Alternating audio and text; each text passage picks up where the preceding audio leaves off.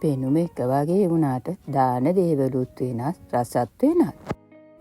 ආයුබෝවන්, ආදරෙන් පිළිගන්නවා කුකින් ප්‍රියංගා YouTube channel එකට ඔයගොල්ලෝ හැමෝම. අද මම ඔයාලට අරගෙන ආවේ මේ දවස්වල ගොඩක් දෙනෙක් හොයන රෙසිපි එකක්.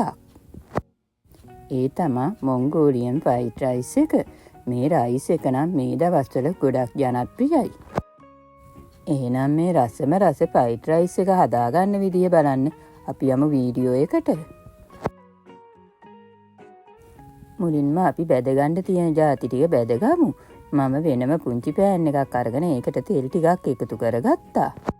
ඊට පස්සෙ එයට සෝයා සෝසුයි, ගම්බිරිස් කුඩුයි, ලුණුයි දාලා අනලා සීසන් වෙන්න තිබ්බ කුකුල් මස් ටික එකතු කරලා බැදගත්තා.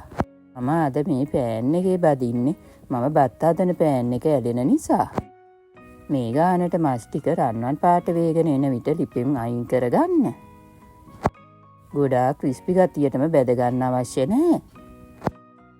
දැන් මම මස් ටික සේරම ලිපෙන් අයින් කරගන්නවා.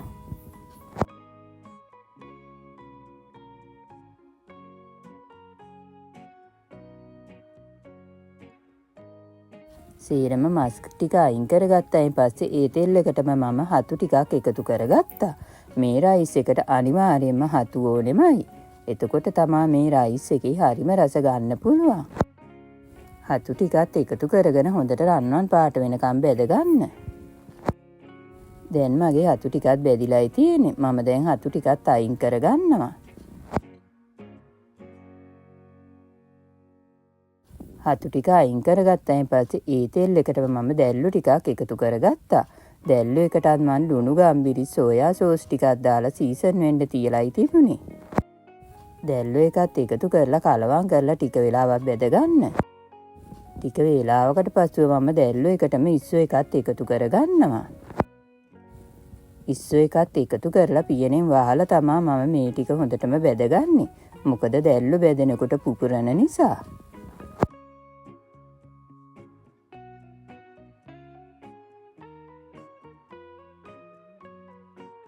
ඔන්න දැන් දැල්ලු එකත් බැදිලා ඉවරයි. පේනවා නේද පුපුරපු විදිය? ඉතින් දැන් මම දැල්ලු එකත් ලිපෙන් අයින් කරගන්නවා. දැල්ලු එකයි ඉස්සු එකයි හොඳට තෙල් බේරලා ලිපෙන් අයින් කරගන්න.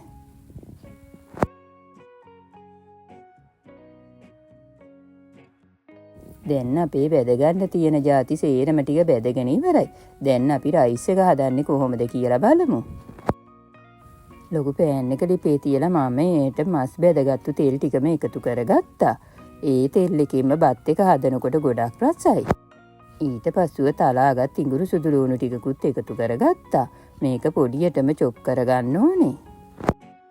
ඉඟුරු සුදු ලුණු ටික එකතු කරලා හොඳින් කලවම් කරලා ටික වෙලාවක් බැදෙන්න තියන්න.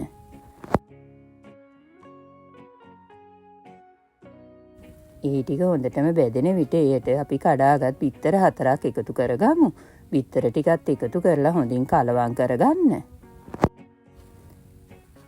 ඉඟුරු සුදු ලුණු ටිකත් එක්ක හොඳින් මිශ්‍ර වෙන පරිදි බිත්තර ටික කලවම් කරගන්න ඕනේ. මේ විදිහට හොඳින් බිත්තර ටික කලවම් කරගෙන ටික වෙලාවක් මේ බිත්තර එක ඉදෙන්න තියන්න. ටික වේලාවකට පස්සෙ බිත්තර එකේ තෙත ගතිය හිඳුනායින් පස්සේ නැවතත් බිත්තර එක හොඳින් කලවම් කරගන්න. බිත්තර ටික හොඳින් කලවම් කරගෙන ඊට පස්සේ අපි එයට බැදගත් දැල්ලුයි, ඉස්සුයි, මස් ටිකයි එකතු කරගමු. ඒ ටික එකතු කරලා හොඳින් කලවම් කරගන්න. බිත්තර එකත් එක්ක හොඳින් මිශ්‍ර වෙන පරිදි. ඊට පස්සෙ එයට මම චිලි පේස්ට් මේස හැන්දක් එකතු කරගත්තා. ඔයාලට සැර කන ප්‍රමාණයට චිලි පේස්ට් එකතු කරගන්න පුළුවන්. චිලි පේස්ට් ටික එකතු කරගෙන නැවතත් හොඳින් කලවම් කරගන්න.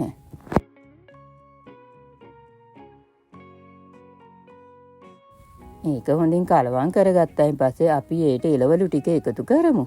මම එකටම හීනියට ලියාගත් කැරට් ටිකක් සහ ගෝවා ටිකක් එකතු කරගත්තා. එළවලු ගොඩක් ඕන වෙන්නේ නැහැ. පුංචි පුංචි ප්‍රමාණ වලින් තිබුණාම ඇති. එළවලු ටිකත් එකතු කරගෙන හොඳින් කලවම් කරගන්න.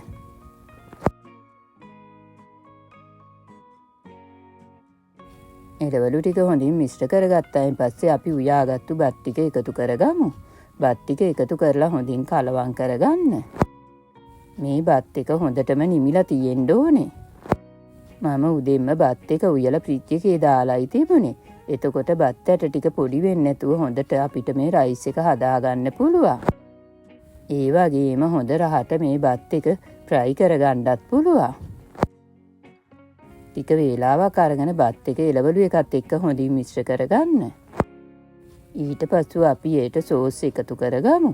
මේකට අපි සෝස් වර්ග 4ක් එකතු කරගන්නවා. එකටම මම එකතු කරේ ෆිෂ් සෝස් එක. ඒ කියන්නේ මාළු සෝස්. ඊට පස්සේ සෝයා සෝස් ටික එකතු කරගත්තා. ඊට පස්සෙ මේ එකතු කරගන්න ඔයිස්ටර් සෝස්. අවසානෙටම තක්කාලි සෝස් ටිකකුත් එකතු කරගන්න. මේ මම ගෙදර හදපු තක්කාලි සෝස් එක. සෝස් ජාති ටික සේරම එකතු කරගත්තායින් පස්සේ බත් එකත් එක්ක හොඳින් මිශ්‍ර කරගන්න. ඔයාලට මේ සෝස් ජාති නැත්තම් සෝයා සෝස් ටිකක් සහ සීනි ටිකක් එකතු කරලත් මේ බත් එක හදාගන්න පුළුවන්. නමුත් සෝස් ජාති ටික ගෙදර තියෙනවා නම් අනිවාර්යයෙන්ම මේ රයිස් එකට ඒ සෝස් ජාති ටික එකතු කරගන්න. එතකොට තමයි මේ මොංගෝලියන් රයිස් එකේ හරිම රස එන්නේ. සෝස් ජාති එකතු කරලා කලවම් කරගෙන ඊට පස්සේ අපි කෑලි මිරිස් ටිකක් එකතු කරගමු. කෑලි මිරිස් ටිකත් එකතු කරලා හොඳින් කලවම් කරගන්න.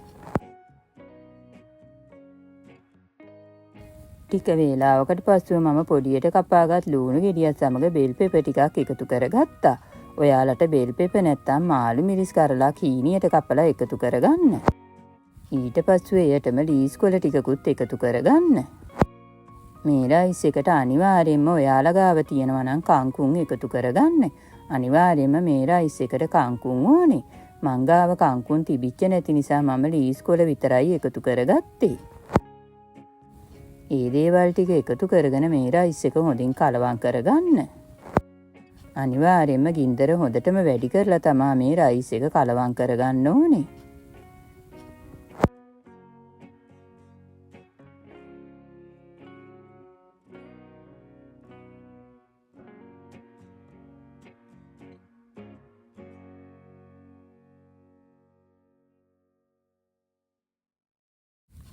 සේරම රයිස් එක හොඳට කලවම් කරගත්තයින් පස්සේ අවසානෙට මම එයට බැදගත් හතු ටික එකතු කරගන්නවා. මේ හතු ටික අවසානෙටම තමයි එකතු කරගන්න ඕනේ. හතු ටිකත් එකතු කරලා ගින්දර වැඩි කරලා මේ රයිස් එක හොඳින් කලවම් කරගන්න. හොඳින් කලවම් කරගෙන ඊට පස්සේ ඉපෝප් කරගන්න. මේ වෙලාවේදී ලුණු බරලා ලුණු රස මදි නම් ලුණුත් එකතු කරගන්න පුළුවන්. මට නම් මේ රයිස් එකට ලුණු ගානටම තිබුණා. ඔන්න අපේ රසම රස මොංගෝලියන් ෆ්‍රයිඩ් රයිස් එක හදාගෙන ඉවරයි. ඇත්තටම මේ රයිස් එක නම් වෙනස්ම රසක් තිබුණේ. කඩෙන් ගන්නවට වැඩිය මේ වගේ රයිස් එකක් ගෙදර හදලා හැමෝටම කන්න දෙන්න ඔයාටත් පුළුවන්. එහෙනම් මේ රසම රස මොංගෝලියන් ෆ්‍රයිඩ් රයිස් එක හදලා රස කොහමද කියලා මටත් කමෙන්ට් එකක් දාගෙන යන්න. වීඩියෝ එක හොඳ නම් ලයික් කරලා ඔයාලගේ යාළුවෝ අතරට ෂෙයා කරන්න. නැවතත් මෙවැනිම රසබර වීඩියෝ එකකින් අපි හම්බ වෙමු. ඕගොල්ලෝ හැමෝටම සුබ දවසක්. මගේ වීඩියෝ එක නරඹුවට ඔයාලට ගොඩක් ස්තුතියි.